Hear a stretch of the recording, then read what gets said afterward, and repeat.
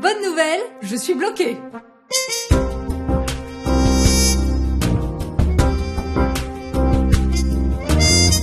J'avais prévu de faire un épisode sur le consentement spirituel, je n'avais pas prévu de le vivre de manière si concrète. J'ai beau me douter que je vais vivre une bonne nouvelle, ça fait mal. Oh, qu'est-ce qui vous arrive? Écoutez Maurice, je crois que ça se voit. Elle a un torticolis. Pas du tout. Si. Vous l'avez pas senti venir? Ah mais je l'ai repoussé, j'ai mis des patchs auto-chauffants. Aïe. Ah effectivement, ça a bien marché. Vous avez un torticolis. Dites non pour voir. Aïe. Vous avez un torticolis. Bon, faut pas rester comme ça, faut aller chez le médecin.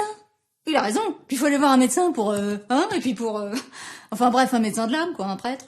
Eh ben alors, qu'est-ce qui vous arrive? Je suis bloquée, mais je suis pas d'accord d'être bloquée. Ah oui, vous êtes bien bloquée, là. Bon, c'est une bonne nouvelle, tout ça. Bon bah c'est marrant, ça, j'étais sûre que vous alliez le dire. Il y a une solution pour votre blocage. Consentir. Oui, mais j'en veux pas du blocage. Oui, mais il est là. Soit vous restez dans le déni, soit vous consentez au réel. Et quoi? Et vous verrez vous-même. Allez, vous me suivrez ce protocole, à renouveler autant de fois que nécessaire. Signature.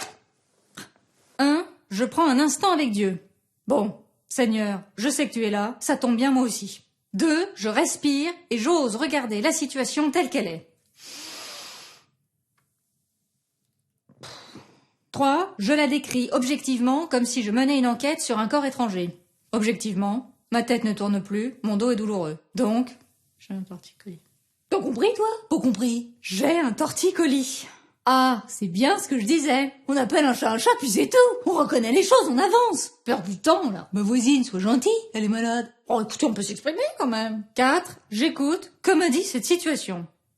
Déjà, si vous mettiez une Minerve, vous auriez moins mal. Non, Maurice, c'est pas pour vous, l'ordonnance. Bon, je réponds à la question, t'énerve pas, mais c'est énerve. Merci, Maurice. Il était temps que j'en mette une. Après, ce torticolis, ça m'énerve parce que je l'ai pas prévu, je peux rien y faire et puis j'ai peur que ça empire. Il y a quelque chose en moi qui appelle au secours. En fait, j'ai faim. De quoi? De la grâce de Dieu.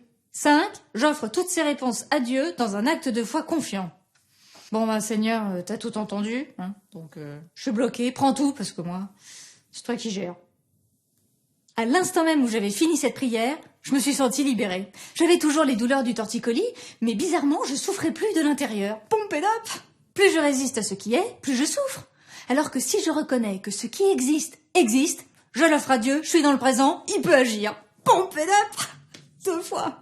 Parce que Dieu se donne maintenant. Pas hier, ni demain, ni dans les rêves. Il est là où je suis, quand j'y suis, comme je suis. Finalement, le consentement spirituel, ça tient en 2 mots. Assumer, orienter. J'assume le réel de ma situation et je l'oriente vers Dieu dans la foi. Parce que si je dis non, je peux pas dire oui. Et même que quand on a un torticolis, dire oui, ça fait pas mal. Oui, bah, je suis très contente pour vous, mais enfin, faut faire attention avec le consentement. Non, il y a des situations, faut dire non quand même. Hein, pas parce que je suis chrétienne que je dois tout accepter, subir. Voisine, le consentement spirituel, ça n'a rien à voir avec le consentement moral. Mais oui, il ne s'agit pas d'accepter ce qui est inacceptable, mais d'ouvrir le présent à l'éternité de Dieu. J'ai pu reprendre ma vie malgré mon torticolis. La faim de mon âme était apaisée. Je me suis découverte dans le regard de Dieu, aimée comme je suis, avec mes blocages en tout genre. Ça m'a débloquée. Merci au médecin de l'âme. Alors la prochaine fois que t'es bloqué, consent. Aïe. Partage la bonne nouvelle.